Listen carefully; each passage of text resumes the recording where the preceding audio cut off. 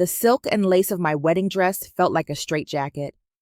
I stood in front of the three-way mirror at Bella's bridal, forcing a smile while my mother circled me like a shark, picking at invisible imperfections. I'm Savannah, and this was supposed to be the happiest day of my life. Or at least the happiest fitting before the happiest day. That's what everyone kept telling me. "Stand straighter, darling," my mother commanded, tugging at the bodice. "Alex's family will expect perfection." The seamstress hovered nearby, pins ready. My sister Paisley lounged on the plush viewing sofa, scrolling through her phone with practiced boredom. Just another Thursday afternoon for the Diaz women, pretending everything was exactly as it should be. "It's beautiful," I said, mostly to stop my mother's fussing. The dress was beautiful. Cathedral train, hand-beaded bodice, custom veil, everything I dreamed of since I was little. Everything Alex had insisted on paying for. "Of course it's beautiful," my mother said. "It cost enough to feed a small country." The boutique door chimed. Through the mirror, I saw Emily burst in, her face ghost white. Our eyes met in the reflection, and something in her expression made my stomach drop. "I need to talk to you," she said, her voice shaking. "Alone. Now." "We're in the middle of a fitting," my mother started, but Emily cut her off. "Please, Savannah." "5 minutes," I nodded, gathering the massive skirt. "Help me out of this first?" In the changing room, Emily's hands trembled as she worked the buttons. The silence between us crackled with tension. When the dress was safely hung, I turned to face her. "What's wrong?" "I can't let you do this," she whispered. "I can't watch you marry him. Emily, I love you." The words fell between us like stones. "I've loved you since we were 17.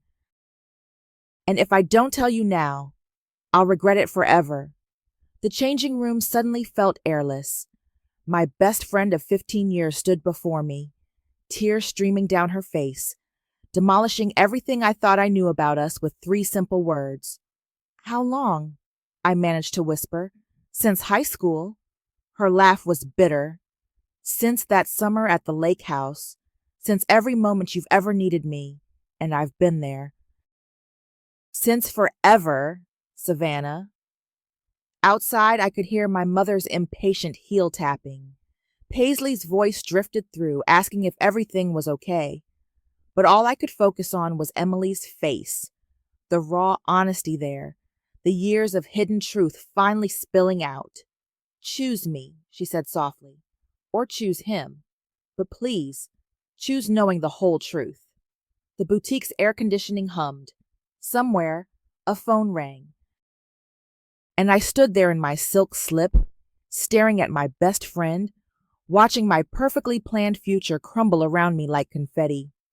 3 days after Emily's confession, I sat across from Paisley at our usual lunch spot, pushing salad around my plate. Every time I closed my eyes, I saw Emily's face, heard those words echoing. "Since high school." "You're being dramatic," Paisley said, sipping her wine. "Emily's always been intense. Remember when she thought she was in love with that barista? This is different." I stabbed a cherry tomato. "She's my best friend. Was your best friend. She hasn't answered your calls, has she?" She was right. Emily had vanished after the boutique, leaving nothing but a "I'm sorry" text and silence. "Look," Paisley leaned forward, her voice dropping. "Just make sure you don't ruin this. The family needs this marriage." Something in her tone made me look up. "What's that supposed to mean?" "Nothing." She waved her hand dismissively. "Alex is perfect for you. For all of us." That night, I couldn't sleep. I picked up my phone, scrolling through old photos of Emily and me, beach trips, Christmas parties, late-night pizza runs. How had I never noticed the way she looked at me? A notification popped up. Alex had accidentally sent me a message meant for someone else before quickly deleting it. But I'd seen the preview. Keep her focused. too much. Frowning, I opened our shared cloud account. Alex and I had linked our phones months ago. His idea of total transparency. I scrolled through his message backups, my heart pounding harder with each swipe. There it was, a whole conversation thread with Paisley. Keep her focused on the wedding. Too much time with Emily could be dangerous. Don't worry, I've got my sister under control. Good. Everything needs to go perfectly. Your mother's already handled the contracts. Savannah won't suspect anything. She never does. My hands shook as I kept reading. Months of messages between them, plotting, planning, laughing at my expense. My sister and my fiancé playing me like a puppet. A video notification popped up, an old one from Emily, dated 2 years ago. I'd never opened it. With trembling fingers, I pressed play. The footage was dark, shot in what looked like my old apartment. Emily's face appeared, flushed from wine, her voice a whisper. The camera panned to show me passed out on the couch after a girls' night. I wish you knew, Emily's voice cracked. I wish you could see yourself through my eyes. How beautiful you are when you're just being you, not who they want you to be. The video ended. I sat in the dark, my phone's blue light illuminating tears I hadn't realized were falling. My text alert chimed. Alex, can't wait to marry you, beautiful. Everything will be perfect. I stared at his message, remembering Paisley's warning at lunch. The family needs this marriage. Now I couldn't help but wonder, why? Those texts were about work, Alex said smoothly, wrapping his arms around me. Paisley's helping with some merger details. You know how family business can be. I let him hold me, feeling nothing but the cold weight of his lies. We stood in my father's study, where the annual memorial gathering was winding down downstairs. Dad had been gone 3 years, but the elite of Atlanta still showed up to honor his memory and gossip about his daughters. Of course, I smiled, pulling away. I should get back to the guests. As I turned to leave, a familiar voice stopped me. Savannah? Malachi stood in the doorway, looking exactly as he had in college. Same kind eyes, same worried frown. My stomach twisted, remembering how he tried to warn me about something 2 years ago, before I'd brushed him off. Can we talk? He asked, privately. Alex's hand tightened on my waist. We're actually 5 minutes, I said, stepping away from Alex. Just 5 minutes with an old friend. Malachi led me to the garden. The summer air was thick with jasmine and secrets. I saw the engagement announcement, he said. I had to come. Had to come and what? Show you something. He pulled out his phone, pulled up a photo. This was taken at River Oak Lodge 2 years ago. I was there for a business retreat. The photo showed a couple by a fireplace. Even from a distance, I recognized Alex's watch, Paisley's favorite red dress. They weren't just sitting together. They were intimately entwined. There's more, Malachi said quietly. They were there all weekend. Everyone thought they were a couple. My world tilted sideways. When exactly was this? Valentine's weekend. You were in Europe for work, remember? I remembered. I'd called Alex every night, missing him. He'd said he was stuck in meetings in Chicago. I tried to tell you back then, Malachi continued, but you seemed so happy, so sure. And then he proposed. My phone buzzed. A text from Harper, my cousin. Emily's gone. Jarrett just called. She's disappeared. No one knows where. The pieces clicked together like a terrible puzzle. The secret texts, the family's insistence on the marriage, Emily's desperate confession. And now this photo, proof of the ultimate betrayal. Thank you, I said to Malachi, my voice steady despite the chaos in my head, for being brave enough to show me. Back in the study, I logged into an old email account Alex and I had shared in college. There, buried in the archived photos, I found more evidence. Dozens of pictures from that Valentine's weekend. Alex and Paisley, looking very much in love. My phone buzzed again. Alex, where are you, beautiful? Everyone's asking about wedding details. I stared at his message, then at the photos. 2 years of lies. A lifetime of manipulation. Coming, I typed back. But for the first time, I knew exactly where I was going. I found Paisley in her apartment, surrounded by wedding favor samples. Her smile faltered when she saw my expression. How long have you been sleeping with my fiancé? I asked, dropping the River Oak photos on her pristine coffee table. She didn't even flinch. 2 years. On and off. The casualness of her confession hit harder than denial would have. I gripped the back of her designer couch, steadying myself. Why? Because you were never going to be happy with him anyway. Paisley stood, pouring herself a glass of wine. You don't even know what you want, Savannah. You never have. So you decided to help yourself to my life? Please, she laughed. Your life? You mean the life Mom and Dad planned for you? The perfect daughter marrying the perfect man, securing the perfect merger? She took a sip. You were just too blind to see it. See what? That none of this was ever about love. The marriage contract was signed months ago. Mom made sure of it. My phone buzzed. A text from Jarrett, Emily's brother. Found her. She's at some B&B in Savannah. She's not okay, Savannah. Whatever game you're playing, stop. She won't survive it. Emily knew, didn't she? I asked quietly. That's why she finally told me. Something flickered across Paisley's face. Emily's always been pathetically in love with you. It was embarrassing, watching her pine after you all these years.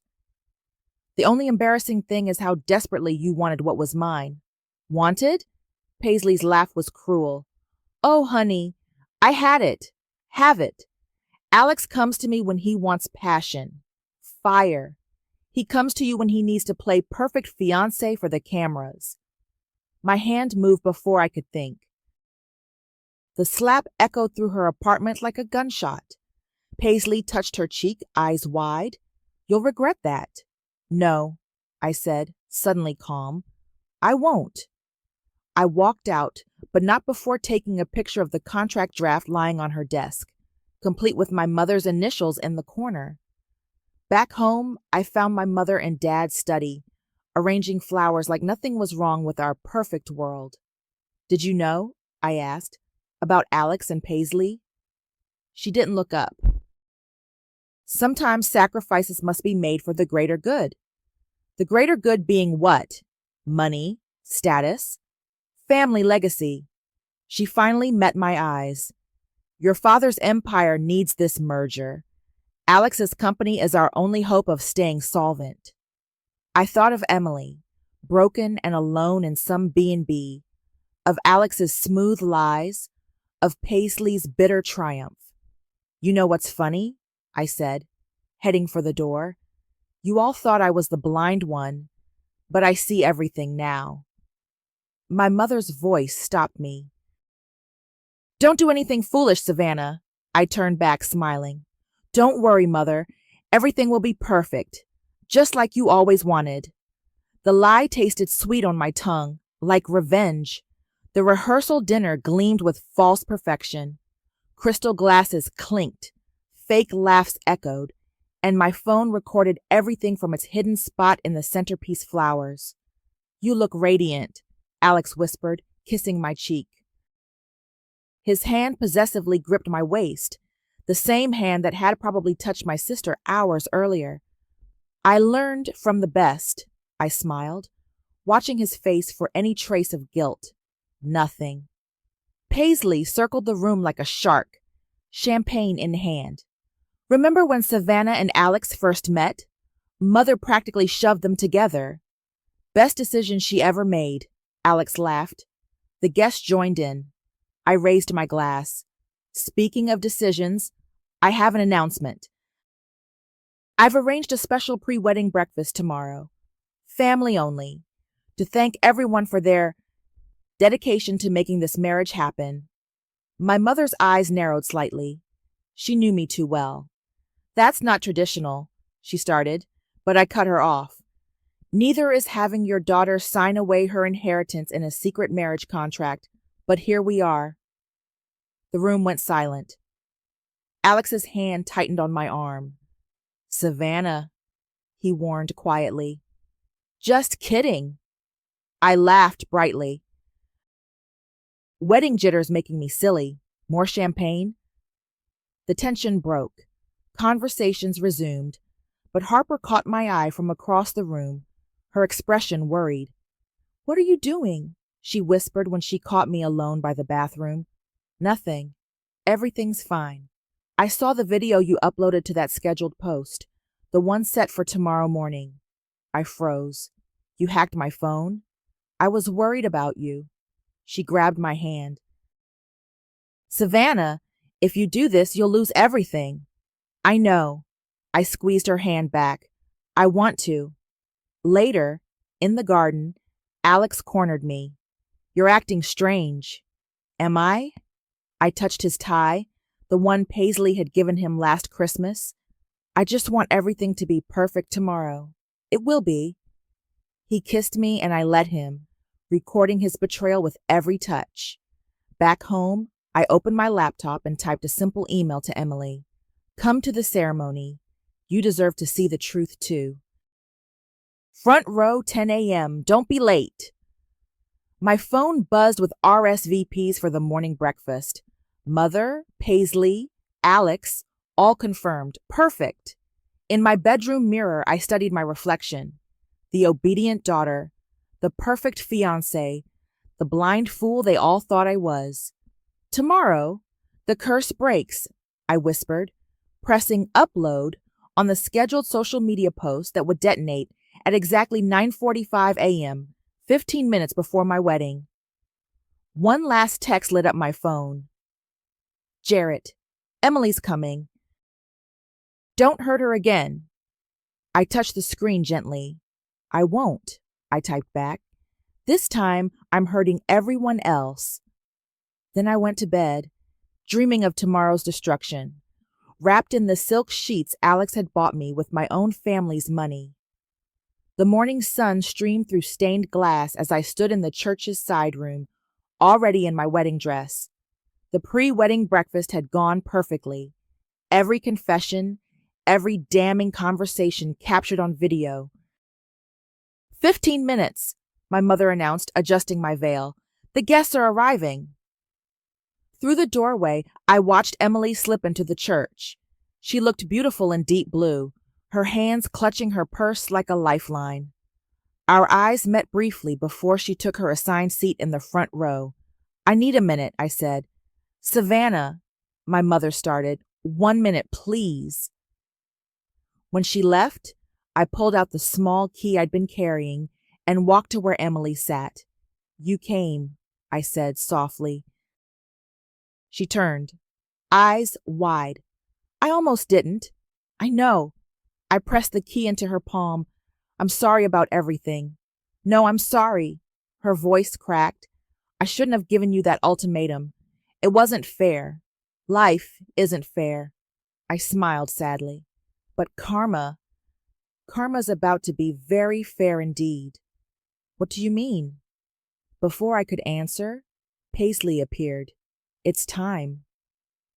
In the preparation room, Harper made one last attempt. Are you sure about this? Once you start, I've never been more sure of anything.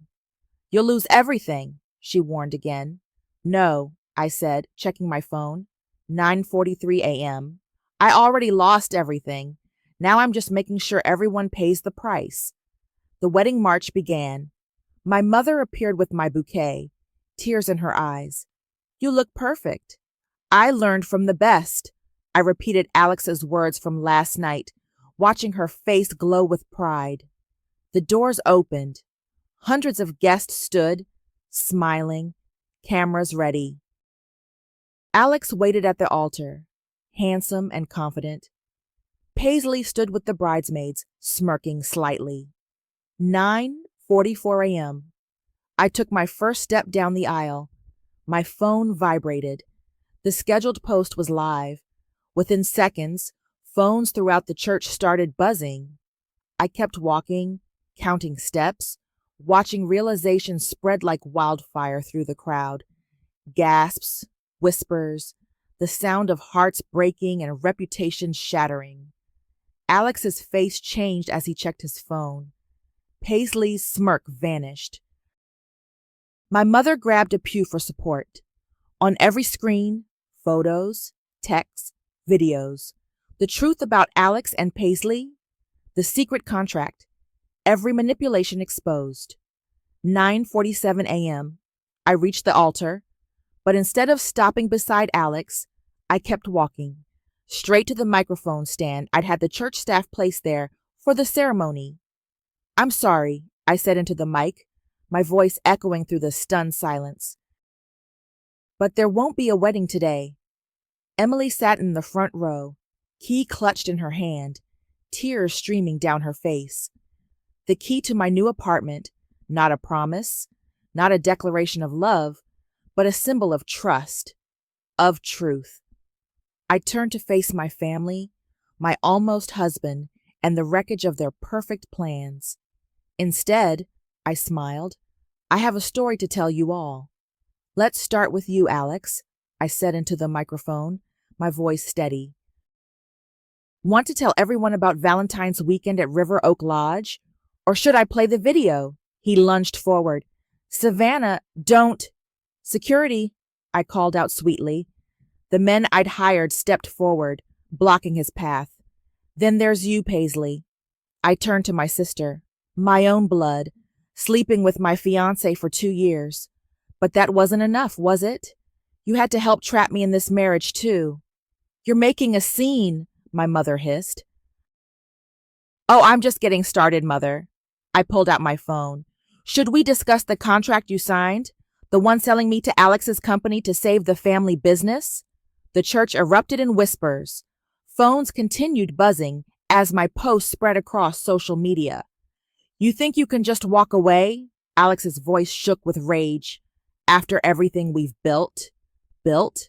I laughed. "You mean everything you've stolen?" "Harper, would you mind playing that recording from breakfast this morning?" Harper stood, tablet in hand. Alex's voice filled the church.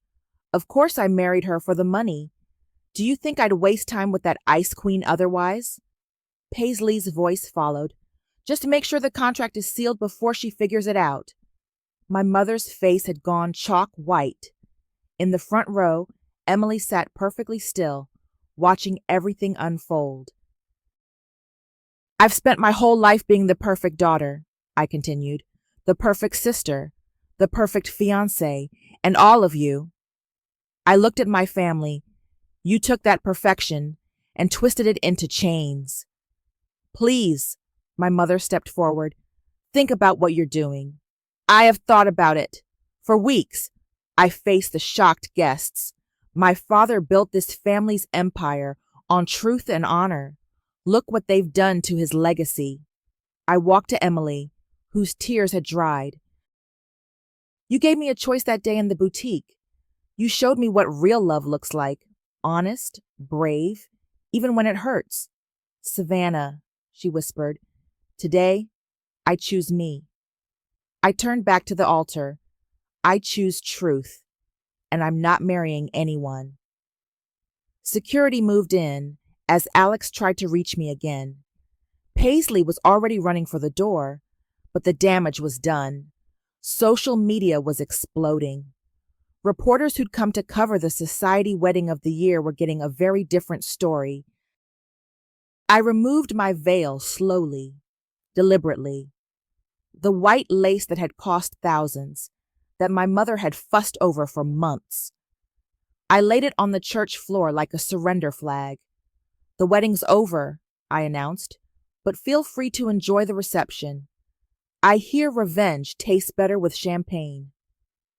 Then I walked back down the aisle, alone this time, past the shocked faces, past my sobbing mother, past Emily's proud smile, out into the bright morning sun, leaving behind the wreckage of lies and the weight of expectations. Free. The morning sun warmed my face as I sat on my apartment balcony, sipping coffee and scrolling through news headlines. Alex's company had filed for bankruptcy after investors pulled out.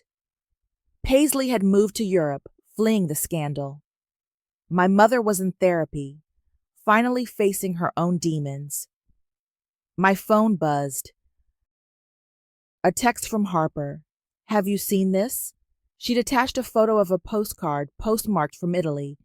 My heart skipped when I recognized Emily's handwriting. Thank you for freeing me. I smiled, remembering our last conversation at the church steps after my non-wedding. I'm not running away with you, I'd told her. I know. She'd squeezed my hand. That's why I love you. You're finally choosing yourself.